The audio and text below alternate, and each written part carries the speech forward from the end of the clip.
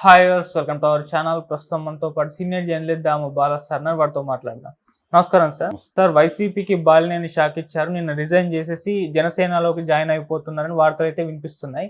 మరి రిజిగ్నేషన్ గల కారణాలు ఏం చెప్పారు? మరి ఇప్పుడు జనసేనలో జాయిన్ అయిపోయారా, లేకుంటే అవ్వబోతున్నారా? మరి వైసీపీ నుంచి అయితే ఇంకొంతమంది కూడా వెళ్ళే అవకాశాలు అయితే కనిపిస్తున్నాయి. మరి లెక్కను చూసుకుంటే ఇక్కడ బీఆర్ఎస్ ఖాళీ అయిపోతున్నట్టే, ఇక్కడ వైసీపీ కూడా ఖాళీ అయిపోతుంది అనుకోవచ్చా సార్? బీఆర్ఎస్తో కంపేర్ అయితే ఇప్పుడు చేయలేం, కానీ అక్కడ వైసీపీని ఖాళీ చేయడం అనేది అయితే చంద్రబాబు పవన్ కళ్యాణ్ లక్ష్యము. కానీ అది అంత త్వరగా అయ్యేట్టుగా అయితే ఇప్పటికిప్పుడు కనిపించట్లేదు. ఇంకొంత టైం పట్టే అవకాశం ఉంది. ఎందుకంటే ఇప్పటికిప్పుడు దానికి రెండు కారణాలు. ఒకటి, తెలుగుదేశంలోకి వాళ్ళని చేరితే తెలుగుదేశం కేడర్ కానీ కింది స్థాయి నాయకత్వం కానీ తీవ్ర వ్యతిరేకత వచ్చే అవకాశం ఉంది.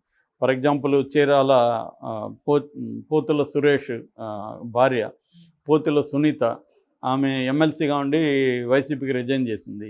తెలుగుదేశంలో వచ్చి మళ్ళీ ఎమ్మెల్సీ అవుదాం అనుకుంది. కానీ లోకల్ కేడర్లో విపరీతంగా వ్యతిరేకత వచ్చింది. ధర్నాలు రాస్తారోకలు చేసి పెండింగ్లో పెట్టారు. అట్లా చాలామంది వైసీపీ నుంచి వచ్చినా కూడా తెలుగుదేశంలో చేర్చుకోవడం చంద్రబాబు కష్టం. రెండోది, వైసీపీ నుంచి చేర్చుకోవాలంటే వాళ్ళకేవో పదవులు ఇవ్వాలి. పదవులు ఇస్తే ఆల్రెడీ ఇక్కడ పోటీ ఉంది. కూటమిలో బీజేపీ ఆల్రెడీ అలకలో ఉంది. జనసేన తాము 10 ఏళ్ళుగా పనిచేస్తున్నాం, మాకు పదవులు ఏమి లేవని వాళ్ళు బాధల్లో ఉన్నారు. సో ఉన్న పదవులు తక్కువ, 3 పార్టీలు పంచుకోవాలి. తెలుగుదేశంలోనే 135 సీట్లు వచ్చాయి కాబట్టి 135 మంది ఎమ్మెల్యేలు వాళ్ళు ఆశిస్తారు పదవులు. వాళ్ళ చుట్టూ ఉన్న నాయకులు ఆశిస్తారు. మనం చూసాం, మొన్న కూడా చెప్పుకున్నాం రఘురామకృష్ణరాజు పరిస్థితి. రఘురామకృష్ణరాజు లాంటి వాడికి దిక్కు లేదు, ఏం పదవి ఇచ్చే పరిస్థితి లేదు. ఎందుకంటే ఆయనకంటే తెలుగుదేశానికి ఉపయోగపడిన వైసీపీలో ఇంకెవరు లేరు. ఆయనకే ఇవ్వలేకపోతున్నాడు చంద్రబాబు. సో ఇప్పుడు వీళ్ళకి ఎవరికి ఇవ్వగలడు? అందుకని అందరూ కూడా వచ్చే పరిస్థితి లేదు. ఇక్కడంటే వేరు. ఇక్కడ రేవంత్ రెడ్డి అతి పనిగా ఫోకస్ చేసి పట్టుకు లాగగలుగుతున్నాడు. అక్కడ వాళ్ళు చేస్తున్న పని ఏంటంటే, ఒకటి, వాళ్ళకి హామీలు ఇచ్చి ప్రలోభపరిచి తీసుకునే పరిస్థితి చంద్రబాబుకి లేదు. అలాంటి అవసరం కూడా లేదు. నిజానికి చంద్రబాబుకి అవసరం కూడా లేదు. అవసరం లేకపోయినా చేస్తాడు చంద్రబాబు. ఎందుకు చేస్తాడు? చంద్రబాబు కాదు, ఎవరైనా చేస్తారు ఆ ప్లేస్లో. ఎందుకు చేస్తారంటే, ప్రతిపక్ష పార్టీల్ని నిర్వీర్యం చేసి పొలిటికల్గా చంపేసి తాము సర్వైవ్ అవ్వాలనేది ప్రతి పొలిటికల్ పార్టీ ఇవాళ ఇండియాలో అదే పని చేస్తుంది. ఇది మోడీ దీన్ని హైట్స్కి తీసుకుపోయాడు. ప్రతిపక్ష పార్టీలను ఎలా చంపేయాలనేది మోడీ అండ్ బీజేపీ వేసినన్ని స్ట్రాటజీలు ఇప్పటివరకు చరిత్రలో, ఇండియన్ హిస్టరీలో ఎవరు వేయలేదు. అన్ని రకాల ఇప్పుడు కొత్తగా వచ్చిన 1 నేషన్ 1 ఎలక్షన్ అనే కాన్సెప్ట్ కూడా ప్రతిపక్షాలని, ముఖ్యంగా రీజనల్ పార్టీలని నేలమట్టం చేసే స్ట్రాటజీ తప్ప ఇంకొకటి కాదు. దాంట్లో ఎన్ని ఉపయోగాలు ఉన్నాయనేది పక్కన పెడితే అది క్లియర్గా ప్రతిపక్షాలని, ముఖ్యంగా రీజనల్ పార్టీలని కంప్లీట్గా దెబ్బతీసే స్కీమ్ అది. అది ఎవరు ఒప్పుకోరని వాళ్ళకు కూడా తెలుసు. కానీ వాళ్ళు చర్చకు పెట్టి దాన్ని డైవర్ట్ చేసి చేయడానికే అది తీసుకొచ్చారు. కొన్ని మన తెలుగుదేశం కావచ్చు, బీఆర్ఎస్ కావచ్చు, వైసీపీ కావచ్చు, ఇలాంటి పార్టీలు వాళ్ళకి ఇష్టం లేకపోయినా ఒప్పుకుంటున్నారు. ఎందుకు మోడీతో గొడవ ఎందుకులే అని. నిజానికి బీఆర్ఎస్ అది ఒప్పుకునింది. జగన్ గతంలో కూడా 1 నేషన్ 1 ఎలక్షన్ నేను రెడీ అన్నాడు, చంద్రబాబు రెడీ అన్నారు. వీళ్ళందరూ ఒప్పుకుంటున్నారు. అంటే భయపెట్టి ఒప్పించి దాన్ని తీసుకురావాలనేది మోడీ ప్లాన్. అదేవిధంగా చంద్రబాబు పవన్ కళ్యాణ్కి కూడా వైసీపీని, జగన్ని రాజకీయంగా సమాజ్ చేసేయాలనేది వీళ్ళ ప్లాన్. అందుకని వైసీపీలో ఉండే నాయకత్వాన్ని అంతా లాగాలి. అక్కడ వైసీపీలో 11 మంది ఎమ్మెల్యేలు, 11 రాజ్యసభ సభ్యులు, 4 ఎంపీలు, దాదాపు 40 మంది వీళ్ళు ఎమ్మెల్సీలు, అట్లా కాకుండా జడ్పీ చైర్మన్లు, వీళ్ళందరూ ఉన్నారు. సో ఇప్పటివరకు కొంతవరకు సక్సెస్ ఏమయ్యారంటే, జడ్పీ చైర్మన్ని, ఎంపీపీలని, వీళ్ళని కింది స్థాయిలో లాక్కోవడంలో, కొన్ని రకాల కార్పొరేషన్ని కైవసం చేసుకోవడంలో వాళ్ళకి సక్సెస్ అయ్యారు.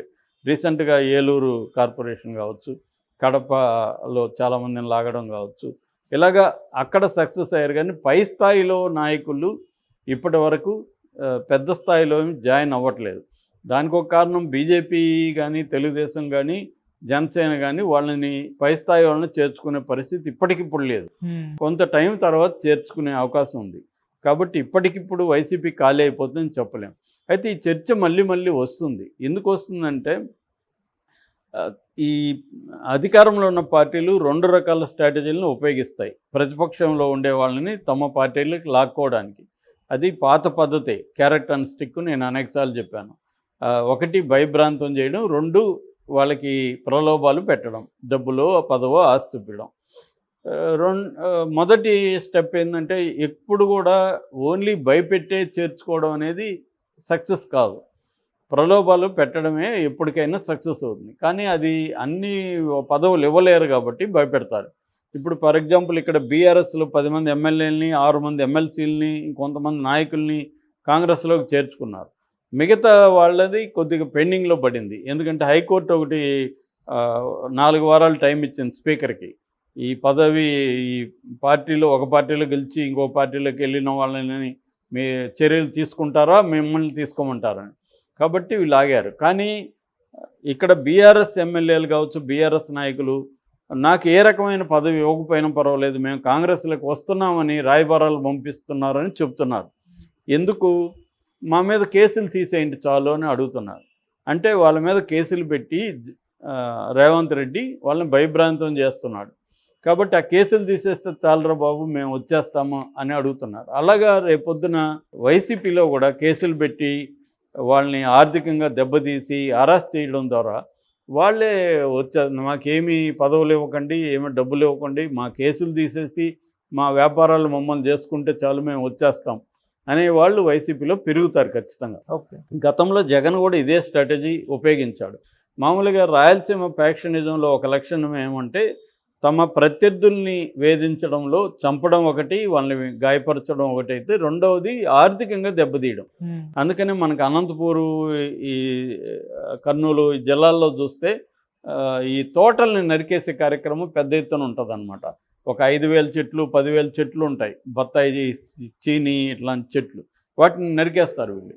అట్లాగే వాళ్ళ ఆస్తుల్ని ధ్వంసం చేస్తారు. అంటే ఆర్థికంగా దెబ్బతీయడం ద్వారా అతని బలాన్ని కట్ చేయొచ్చు అనేది ఎప్పటి నుంచో వస్తున్న స్ట్రాటజీ. రాజుల కాలం నుంచి కూడా వస్తుంది ఈ స్ట్రాటజీ.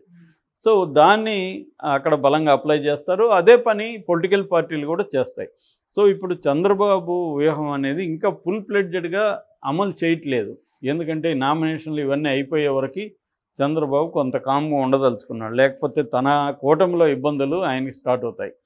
అందుకని వెయిట్ చేస్తున్నారు. సో అయితే ఈ బాలినేని కేసు డిఫరెంట్. బాలినేని మనం ఇదే కాదు, గతంలో అధికారంలో ఉన్నప్పుడే అనేకసార్లు బాలినేని రాజీనామా అనేది ప్రతి ఎవ్రీ వీక్ వచ్చేది ఈయన గురించి.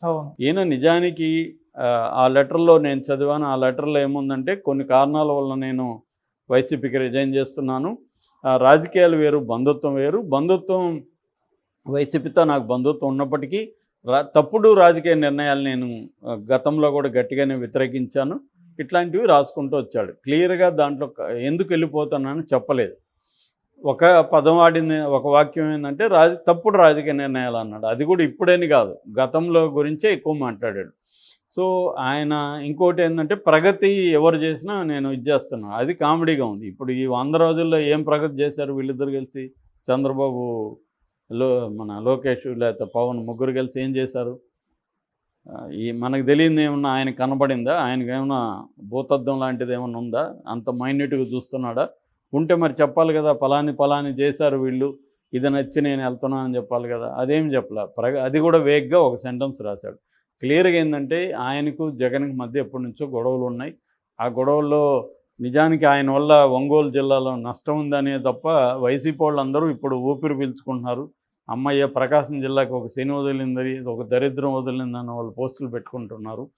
ప్రజల్లో కూడా అదే అభిప్రాయం ఉంది. ఈయన వాసు ఉంటారు, అక్కడ వాసు వల్లనే వైసీపీకి నష్టం అనేది ప్రకాశం జిల్లాలో ఏ వ్యక్తి కనబడినా ఎప్పటి నుంచో అదే చెప్తున్నారు. సో ఈయన బంధువు కాబట్టి కొంత జగన్ సహించి ఉండొచ్చు. బంధుత్వం వల్లనే ఈయన కాంగ్రెస్లో కానీ ఇక్కడ కానీ 2 సార్లు మినిస్టర్గా ఉండగలిగాడు, 5 సార్లు ఎమ్మెల్యేగా ఉండగలిగాడు తప్ప ఈయనకంటూ సొంతంగా అక్కడ ఏమీ ఇది లేదు. అందుకని జగన్ కూడా లైట్ తీసుకున్నాడు. అప్పటికి రాయబారాలు పంపించాడు. ఇక్కడ కూడా హైదరాబాద్లో విడదల రజని కూడా ఆ మధ్య వచ్చి మాట్లాడిపోయింది.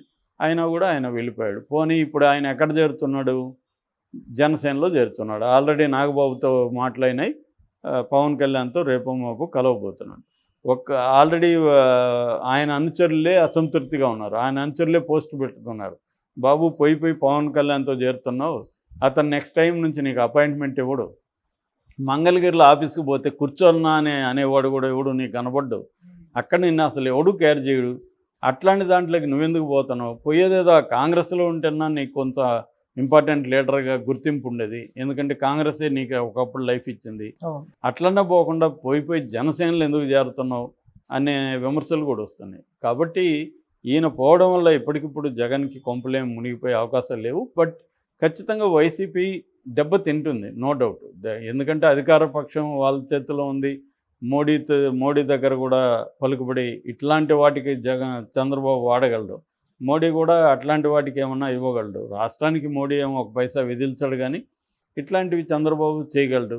కాబట్టి ఆ రకంగా వీళ్ళకి దెబ్బ తగులుతుంది. ఆల్రెడీ నిన్న వెస్ట్ గోదావరిలో మాజీ మంత్రి రంగనాథరాజు కానీ, మాజీ ఎమ్మెల్యే గ్రంథి శ్రీనివాస్ కానీ వీళ్ళెవరు కూడా జగన్ సమీక్షా సమావేశానికి రాలేదు.